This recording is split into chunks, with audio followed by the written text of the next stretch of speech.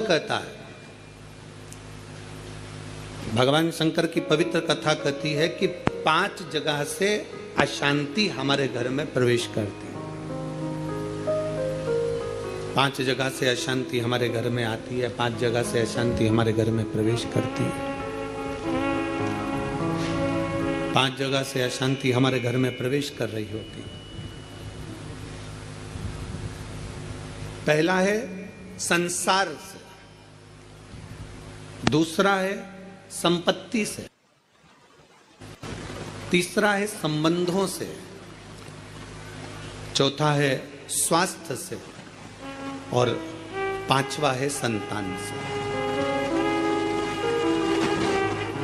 है जहां से अशांति हमारे यहां प्रवेश कर रही है, उसमें 5 जगह में एक जगह संपत्ति भी कही है।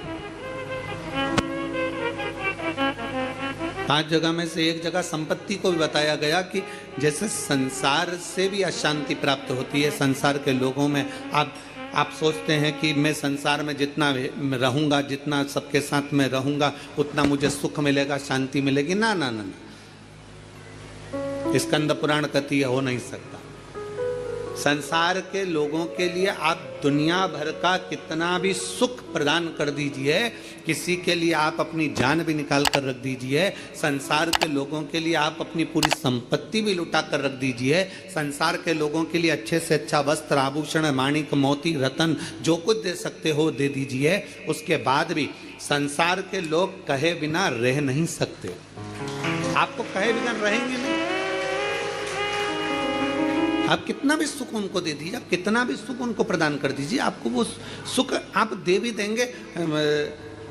एक व्यक्ति अगर अपने घर की शादी में करोड़ों रुपए खर्च कर कर पूरे घर के मेहमानों को, संसार के लोगों को, सबको बुला ले और सबको बुलाने के बाद में वो सबका सम्मान करे, सबका आदर करे, सबका सत्कार करे, सब कुछ अच्छा करे, सबका आदर भी करे, सबका सम्मान भी करे, सबको खूब दे भी और खूब प्रदान कर दे, उसके बाद भी दुनिया के लोग कह देंगे हराम का आ रहा होगा तो लुटा रहा हो।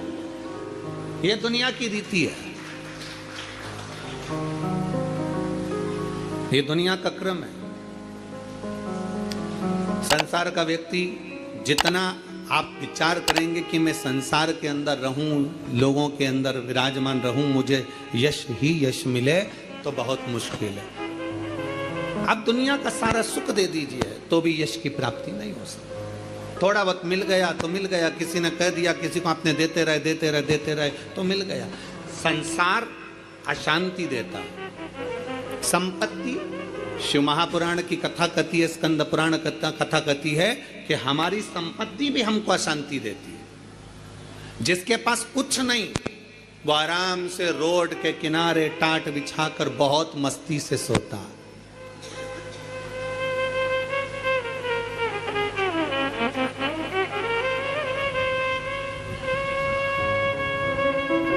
और जिसके पास में बहुत कुछ है, सारी संपदा भरी पड़ी हुई है, सारी दौलत भरी पड़ी हुई है, सुंदर बंगला है, डनलप का गद्दा है, एसी भी लगा है, पलंग भी लगा है, नौकर चाकर सब कुछ लगे हैं, सब कुछ,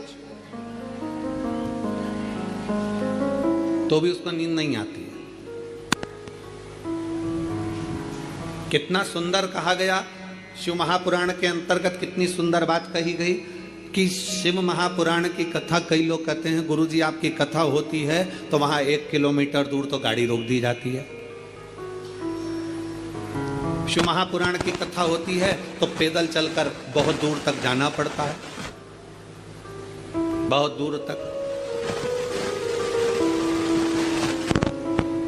पर कोई किसी चिकित्सक से पूछे, कोई डॉक्टर से पूछे, कोई आयुर्वेद वाले से पूछे, कोई होम्योपैथिक वाले से पूछे, कोई योग गुरु से पूछे कि शास्त्र क्या कहता है, हमें स्वस्थ रहने का तरीका क्या बताता है, तो कहा सबसे सुंदर तरीका है स्वस्थ रहने का कि जितना पैदल चल सकते हो उतना जिंदगी में सुख प्राप्त कर सकते। अब भगवान भोलेनाथ जी की कथा सुनने के लिए आप लोग आते हैं, शंकर जी की कथा में आप लोग पहुंचते हैं, शिव पुराण में पहुंचते हैं, तो बाबा भोलेनाथ पहले ही तुम्हारे स्वस्थ रहने की व्यवस्था कर देता है। भोले बाबा करता क्या है कि 1 किलोमीटर दूर तो गाड़ी रुकवा देता है, तुम कितने बड़े भी सेठ हो, 1 किलोमीटर दूर गाड़ी रुकवा दी और बड़े प्रेम से पैदल पैदल आराम से चलते चलते चलते चलते कथा में पहुंच गए, आसन लगाया, बैठ गए, बैठने के बाद वापिस जाने की तैयारी हो जाती है। शिव महापुराण की कथा कहती है संपत्ति सुख नहीं देती, संपत्ति अशांति देती। संपत्ति शांति नहीं दे सकती, वैभव दे देगी। आप डनलप के गद्दे पर सो जाओगे, आप खूब जेवर पहन लोगे, आप अच्छे वस्त्र पहन लोगे, आभूषण धारण कर लोगे, सारा सुख तुम्हारे पास में आ जाएगा, पर शांति नहीं आ सकती।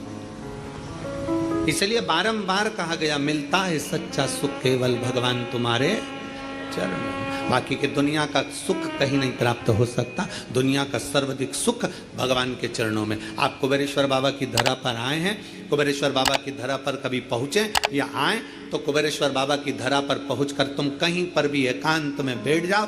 जितनी देर बैठे रहोगे आपको ऐसा महसूस होगा कि मेरा शंकर तुम्हारे आसपास में से घूम कर निकल कर गया है। शिव तत्व की प्राप्ति कहीं और सारे तीर्थ धाम आपके चरणों में। हे गुरुदेव प्रणाम आपके चरणों में। सारे तीर्थ धाम आपके चरणों में। हे गुरुदेव प्रणाम आपके चरणों में। आप जितनी देर बैठोगे परमात्मा के चरणों में, जितनी देर विराजमान हो परमात्मा के चरणों में, जितनी देर बैठे हो उतनी देर तुम्हें शांति है, उतनी देर आनंद है। तो शिव तत्व कह रहा है कि संसार में शांति नहीं है, संपत्ति में शांति नहीं है। शिव तत्व कह रहा है संबंधों में शांति नहीं है। जितने संबंध बनाते चले जाओगे, नहीं साहब हमने इनको हमारा भाई बना लिया, घर का भाई नहीं बनी लिया, भाई बना के बैठे। नहीं साहब इसको हमने हमारी बेटी बना लिया, घर की बहन बेटी को साड़ी नहीं दिला रही और दूसरी बेटी बनाते फिर। नहीं साहब इनको हमने हमारा काका जी बना लिया, घर का काका जमीन और जायदाद के लफड़े में पड़ा, आज तक नहीं सुलझ रहा और एक और काका बना के तैयार कर लिया। नहीं साहब ये हमारी बुआ है, नहीं साहब ये हमारा ये है। नहीं, संबंध जितने जितने संसार के लोगों से जोड़ोगे, शिव पुराण कहती है जो हमारा संबंध है जितने लोगों से जुड़ा है उतना ठीक है, पर अलग से कोई संबंध जोड़ने का प्रयास मत करो। अलग से परमात्मा को जोड़ने का प्रयास करो तो जीवन की सार्थकता, जीवन के साथ परमात्मा को जोड़ो। परमात्मा को अपने करीब लाने का प्रयास करिए, परमात्मा को अपने नजदीक लाने का प्रयास करिए। परमात्मा को अपने करीब में जितना जितना लेकर आओगे उतना उतना सुख और शांति आपके जीवन में आती चली जाए। उतनी शांति, उतना सुख। शिव महापुराण की कथा के माध्यम से 3 दिवसीय शिव चर्चा का ये सुंदर संवाद, आज तृतीय दिवस है, विराम का दिवस है। स्मरण रहे, संसार से, संपत्ति से और संबंधों से शांति की अनुभूति नहीं है। संबंध भी हमको अशांति देते हैं। किसी ने कुछ कह दिया, मन अशांत हो गया, किसी ने कुछ बोल दिया, मन अशांत हो गया, कहीं किसी ने कुछ कहा, अपन घर से निकल कर चले गए, मन अशांत हो गया। अच्छा, जरा सा विवाद हुआ और लोग घर छोड़कर चले जाते हैं। हमको ये समझ में नहीं आता कि घर में तुम रहकर भी शांति का अनुभव नहीं कर पाए तो क्या क्षिप्रा जी के तट पर जाकर, गंगा जी के तट पर जाकर, नर्मदा जी के तट पर जाकर, किसी तीर्थ में जाकर, सबको छोड़कर, अकेले घर से निकलकर, घर के बाहर जाकर क्या तुम्हें शांति मिल जाएगी? जम के बोलो जरा, नहीं मिल सकती। घर छोड़कर शांति का अनुभव नहीं हो सकता।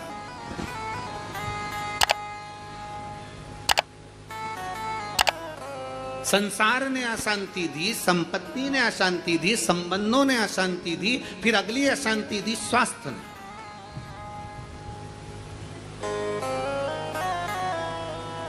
घुटने दुखने लगे, कमर दुखने लगी, पीठ दुखने लगी, अशांति होने लगी, अब मैं बहुत बीमार रहने लगी, मेरे जीवन का क्या ठिकाना गुरुजी, मेरी जिंदगी का क्या ठिकाना।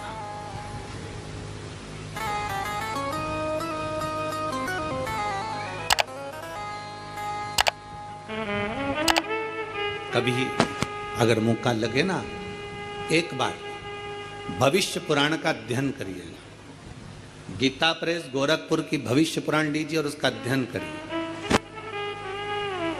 भविष्य पुराण का जब अध्ययन करेंगे तो उस अध्ययन में आपको निकलेगा कि परमात्मा ने जब हमको जन्म दिया तो जन्म के समय पर हमारी खोपड़िया में एक मैग्नेट लगा दी, एक चुंबक लगाई।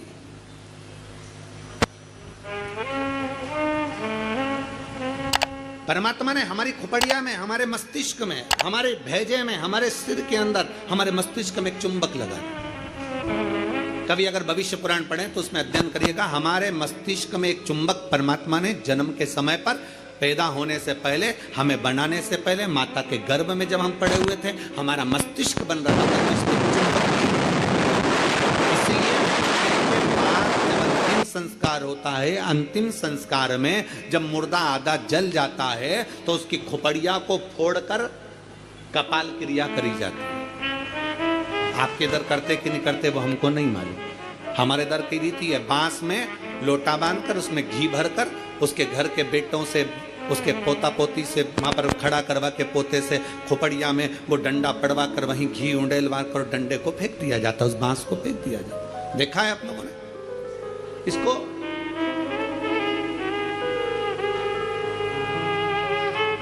भगवान जब हमें जन्म दिया, परमात्मा ने जब हमको पैदा करा, उस समय पर माथे में, मस्तिष्क में, भेजे में एक चुंबक लगा।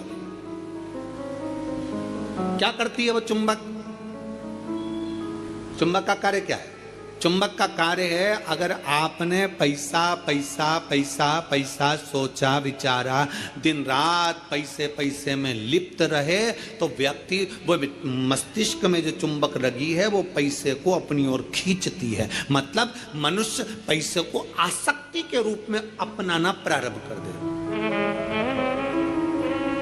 अब चुंबक का दूसरा कार्य क्या है? अगर किसी बुरे व्यक्ति में बुराइयां देखोगे तो वो बुरे व्यक्ति की बुराई तुम खींचते चले जाओगे। वो तो ऐसी, वो तो वैसा, वो तो वैसा, हर व्यक्ति में बुराई, क्योंकि तुम्हारे भीतर में जो भेजे में चुंबक भरी है वो बुराइयां ही खींचेगी।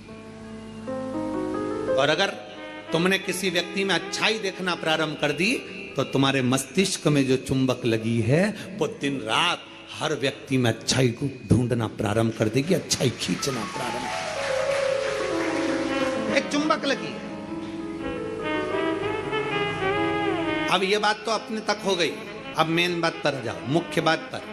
मस्तिष्क में चुंबक लगाकर परमात्मा ने हमको पैदा करा है, एक आकर्षण देकर हमें पैदा करा है, एक चुंबक लगाकर हमें पैदा करा है।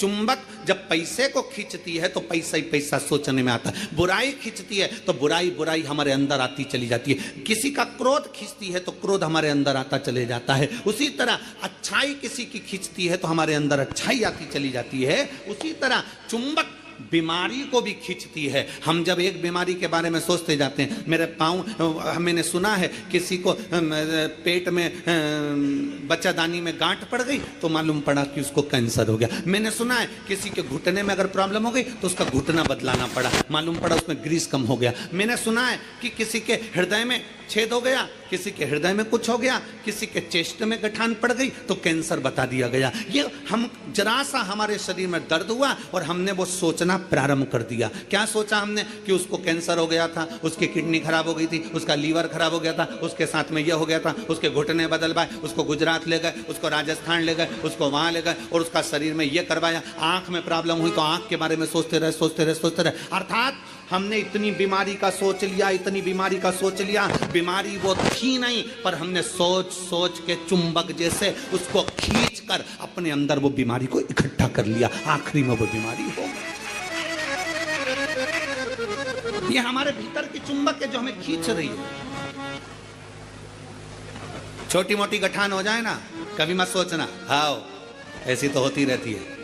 दवाई खाऊंगी, शंकर पे चढ़ा हुआ जल पीऊंगी, डॉक्टर को दिखाऊंगी, सारी जांचें कराऊंगी, जो डॉक्टर बोलेगा सारी जांच कराऊंगी। और मेरा विश्वास कहता है डॉक्टर के अनुसार चलकर, क्योंकि डॉक्टर भी शिव का एक रूप है, उसके अनुकूल चलकर मैं ये दवाई ले लेकर, कुंदकेश्वर महादेव का नाम लेकर, मेरी सारी गठान गल जाएगी। जब तुमने सोच लिया गल जाएगी, गल जाएगी, गल जाएगी, मतलब गल जाएगी।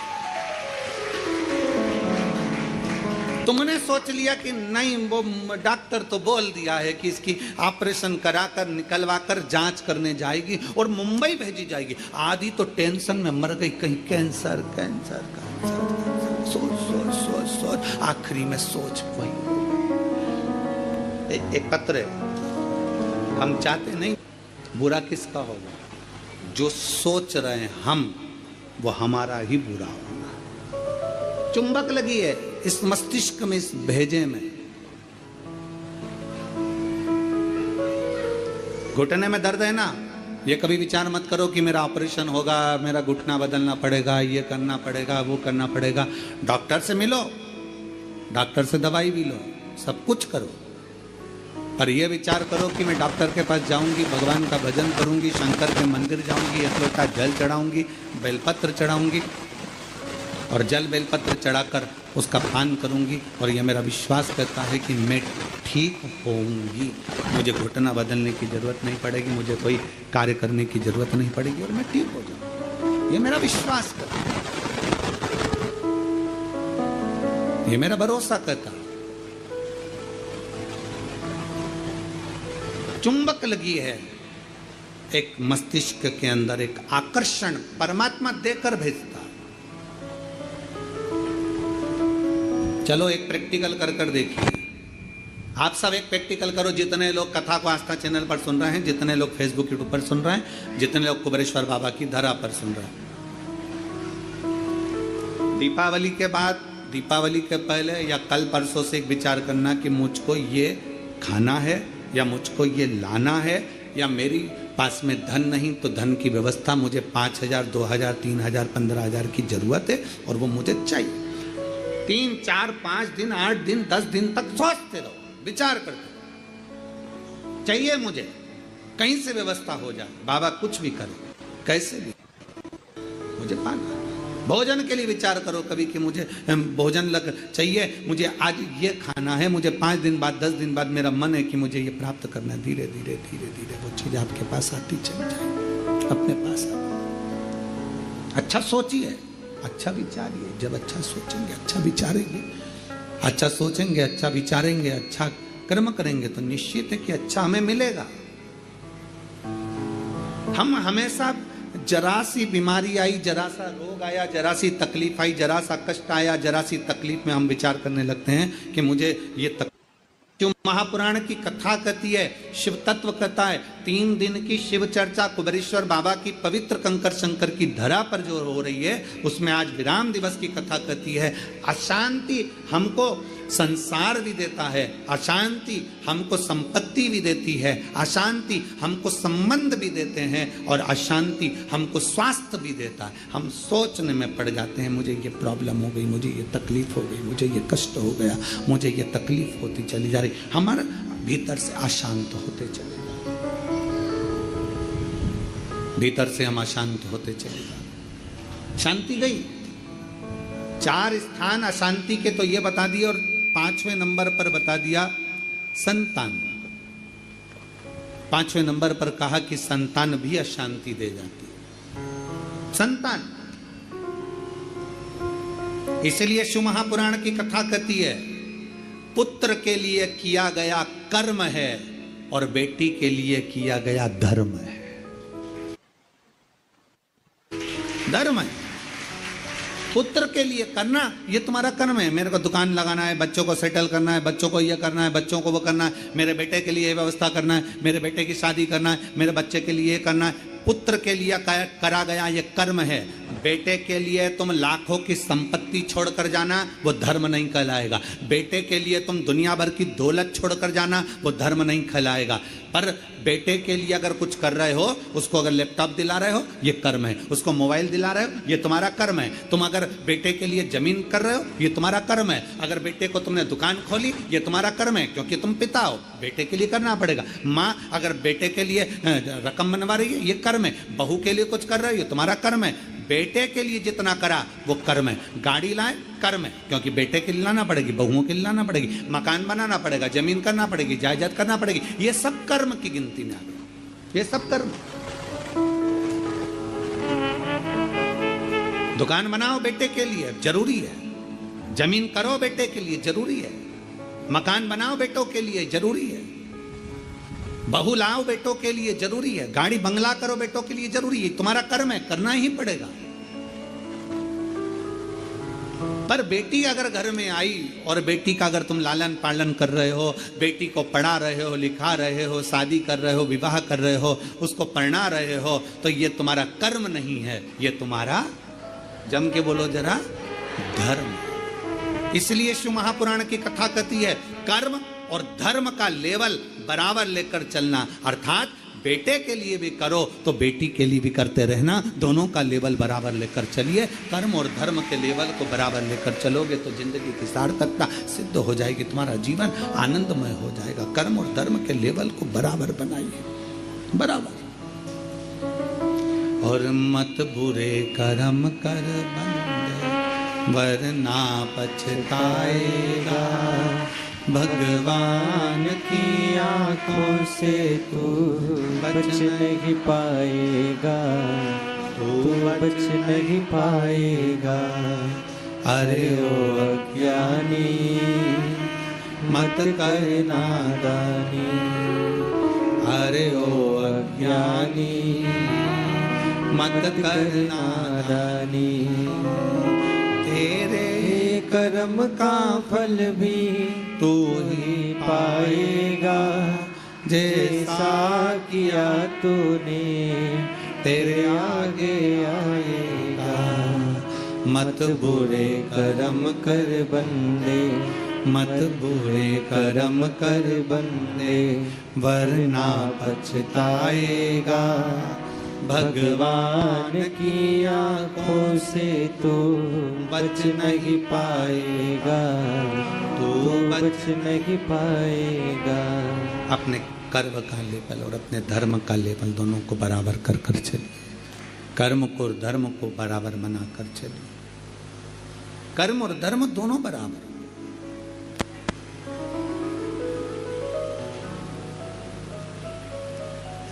संसार, संपत्ति, संबंध, संतान, स्वास्थ्य, ये सब अशांति को प्रदान करते हैं या अशांति देते हैं। चार जगह की अशांति को आने से आप रोक सकते हो। चार जगह से जो अशांति आ रही है ना, इसको आप रोक सकते हो। चार जगह कौन कौन सी? संसार की अशांति आ रही है तो तुम संसार वालों से संबंध छोड़ दोगे, शांत हो गए। संपत्ति से अशांति आ रही है तो ज्यादा ध्यान देना संपदा पर कि अब जो होगा देखा जाएगा, जितना मिल गया उतनी संतुष्टि है, तो तुम रोक सकते हो, अशांति आने से रुक जाएगी। संसार, संपत्ति, संबंधों से अगर अशांति आ रही है तो तुम संबंध थोड़े कम कर दोगे, रिश्तेदारी थोड़ी कम कर दोगे, अशांति आने से रुक जाएगी। स्वास्थ्य, स्वास्थ्य से भी तुम गोली दवाई लेकर अशांति को रोक सकते हो। पर जो पांचवा नंबर है ना, संतान, इसको तुम कभी जिंदगी में नहीं रोक सकते। इसकी ओर से तो तुमको धीरे धीरे अशांति आती ही रहेगी। तो कोई महाराज तुमसे कह दे कि महाराज की मैं तुम्हारी बहू को अच्छा कर दूंगा, बेटे को अच्छा कर दूंगा, तुम्हारे बेटी को सुखी कर दूंगा, तुम्हारे जमाई को अच्छा कर दूंगा, तुम्हारे परिवार को अच्छा कर दूंगा। कोई तुमसे कह दे कि मैं तेरे बेटा बहू को अच्छा कर दूं, कोई तुमसे कह दे कि मैं तुम्हारी बेटी दामाद को अच्छा कर दूं, कोई तुमसे कह दे मैं तेरे पोता पोती को अच्छा कर दूं, कोई कह दे तुमसे कि तुम्हारे नाती पंती को अच्छा कर दूं। ना ना ना, शिव पुराण कहती है चार जगह से आने वाली अशांति को रोका जा सकता है, पर संतान की ओर से अशांति को रोकना कठिन है। ये कभी ना कभी हर 15-20 दिन, 1 महीना, 4 महीना, 6 महीना, 1 साल, 1.5 साल, 2 साल में कहीं बेटों की ओर से, कहीं बेटी की ओर से, कहीं जमाई की ओर से, कहीं बहुओं की ओर से, कहीं पोता पोती की ओर से, ये थोड़ा ना थोड़ा आता रहेगा, ये थोड़ा ना थोड़ा प्राप्त होता रहेगा। अब जब थोड़ा ना थोड़ा प्राप्त होगा तो हमारे भीतर अशांति फिर जागे, तो करे क्या? फिर क्या करा जाए? क्या कर सकते?